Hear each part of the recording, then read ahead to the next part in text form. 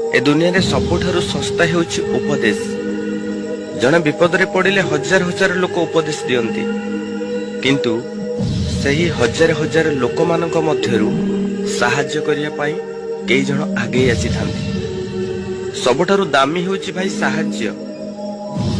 उपदेश तो हजार हजार लोक दियंती, किंतु साहाय्य हुए तो जनक पाखरु पाई पारंती।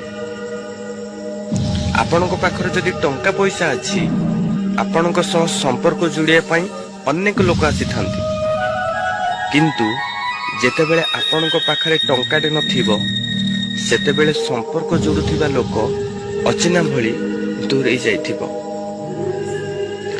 ए समाज सेमानकु प्रशंसा करे जो माने अन्याय अनीति अधर्म करंती।